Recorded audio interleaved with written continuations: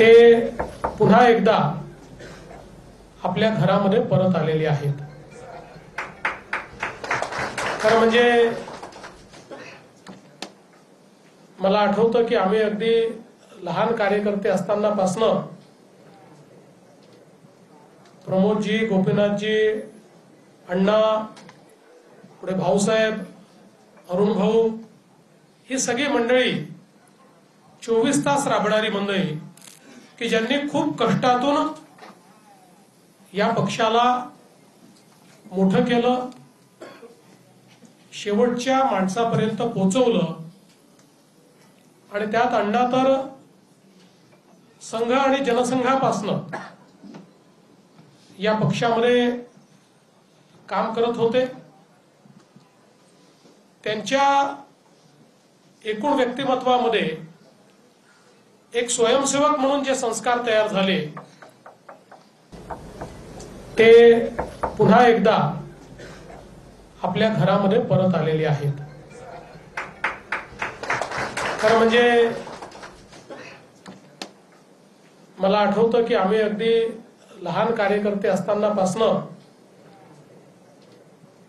प्रमोदजी, गोपीनाथजी, अण्णा, पुढे भाऊसाहेब, अरुण भाऊ, ही सगळी मंडळी 24 तास राबणारी मंडळी की ज्यांनी खूप कष्टातून या पक्षाला मोठं केलं, शेवटच्या माणसापर्यंत पोहोचवलं। आणि त्यात अण्णा तर संघ आणि जनसंघापासून या पक्षामध्ये काम करत होते। त्यांच्या एकूण व्यक्तिमत्वामध्ये एक स्वयंसेवक म्हणून जे संस्कार तयार झाले आणि भारतीय जनसंघाचे पूर्णवेळ कार्यकर्ते म्हणून त्यांनी आपल्या जीवनातले अतिशय महत्त्वाचे वर्ष भारतीय जनसंघाला दिले।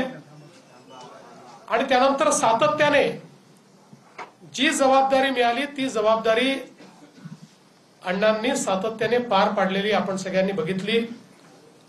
विधान परिषदेमध्ये विरोधी पक्षनेता म्हणून असतील किंवा त्यानंतर मंत्री म्हणून असतील, ज्या रोलमध्ये अण्णा गेले, कणखर, परखड आणि थेट, अशा प्रकारेच अण्णांची भूमिका नेहमी राहिली आहे।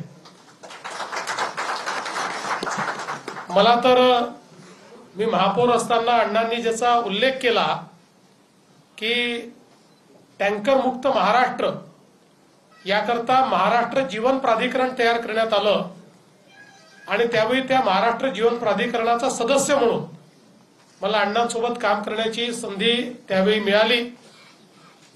आणि ज्या प्रकारे अण्णांनी हा टँकर मुक्तीचा कार्यक्रम त्या काळात अतिशय ताकदीने त्या ठिकाणी राबवला, ती देखील मला असं वाटतं की महाराष्ट्राच्या या संपूर्ण वाटचालीतली एक अत्यंत महत्त्वपूर्ण घटना आहे। आम्ही